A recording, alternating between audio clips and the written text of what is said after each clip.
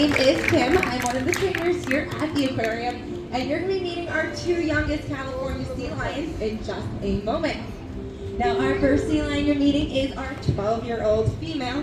Now, her name is Neela, and she's joined over there by her good friend and trainer, Justina. Now, in just a moment, you're going to be joined by our youngest sea lion, who will be turning 7 later this week.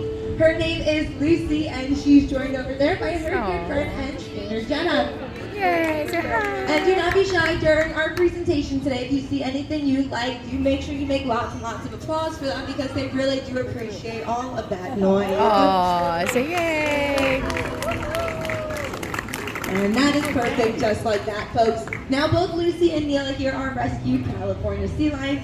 They both came to us from the coast of California when they were just about a year old. Now, both of their rescue stories are a little bit different. So Lucy came to us after being abandoned, unfortunately, on the beach with her mom. Now, sea lions' moms would go off hunt for food. They come back to nurse their young. So Lucy and her mom were hanging out in front of a beach house in California, so the people over there were keeping a close eye on Lucy and her mom. Over time, they did notice that Lucy's mom did stop returning. Now, they don't know the cause, they don't know what happened to her mom out there, but Lucy still wasn't eating fish. She was still nursing, so she never learned how to hunt for fish out there in nature. So now she was brought into a rehab facility where they were the ones that switched her from a formula that was based in fish to full fish. Now, because of that, she was deemed non-releasable, and we were lucky enough to be her forever home. Now, in Neela's case, her story was a little bit different. Neela was rescued during something called an unusual mortality event. Now, what an unusual mortality event means is, for one reason or another, a lot of sea lions were ending up on the beaches of California malnourished, or in some cases, unfortunately, passed away. Now, the cause of it that year was due to something called an El Nino, which is a weather event, which was causing warmer than usual water temperatures. Now, this was causing the fish that sea lions like to eat to swim further offshore. And when sea lions are young, they're not super brave yet. They're not swimming far offshore. So a lot of sea lions were ending up without the proper nutrients, like Neela. Neela was brought into a local rehab facility where she was able to be rehabilitated back to full health. However, they noticed she was very timid around other sea lions. When they would put all the fish in the water for all the sea lions to go and hunt after, Neela would swim the opposite way from all of the fish and let all the other sea lions get first dibs.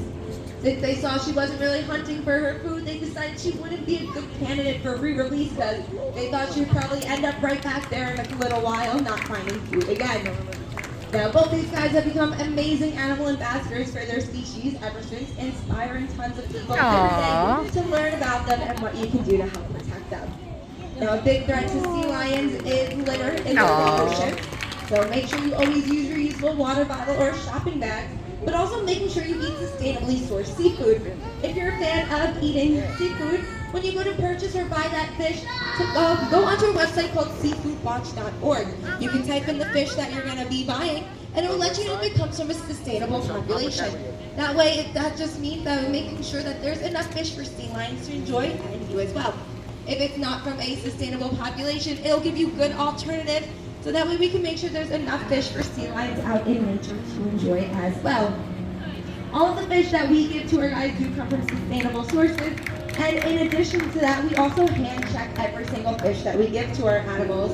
We come in bright and early, and if there's any cuts or scrapes on the fish, we are not giving them to our animals, because it could lead bacteria to get into those fish. These guys eat sustainably sourced restaurant quality fish every single day.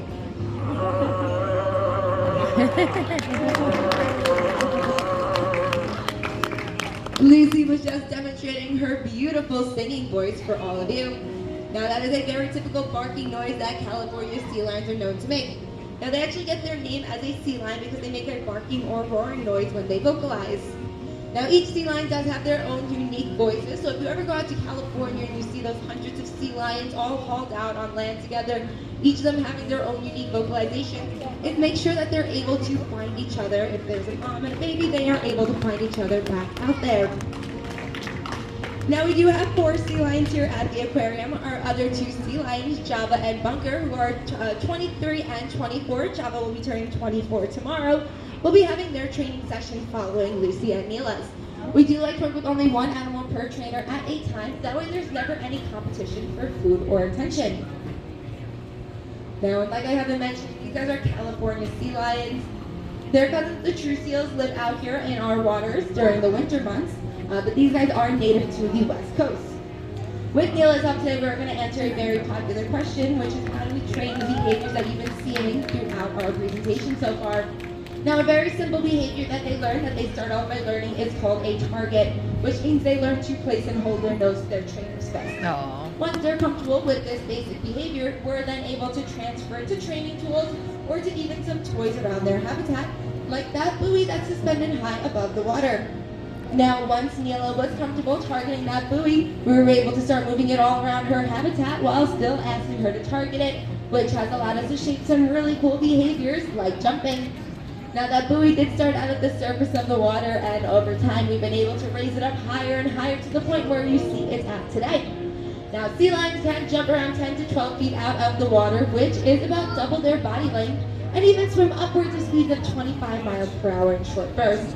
But this well's looking awfully high for Neela. She is our smallest sea lion here at the aquarium, so I think she's going to need a little bit of encouragement. Let's give her a round of applause and cheer her on as she attempts this one. All right, Neela, can you touch that bomb? Excellent job, Neela, and what a splash.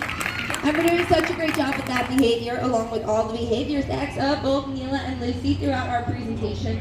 The two of them are constantly being rewarded with lots and lots of their favorite food, which of course is fish. This is called positive reinforcement training, and it's how we train all of our animals here at the Long Island Aquarium. But with that very big jump from Neela, it is unfortunately going to bring us to the end of our first two training sessions out here. You all have been an incredible audience. Let's give a big round of applause to these stars out here. And on behalf of myself, the Long Island Aquarium, your sea lion superstars and their trainers, we thank you all so much for joining us out here in this heat and hope you enjoy the rest of your day here at the Long Island Aquarium. Goodbye, everybody. There you are.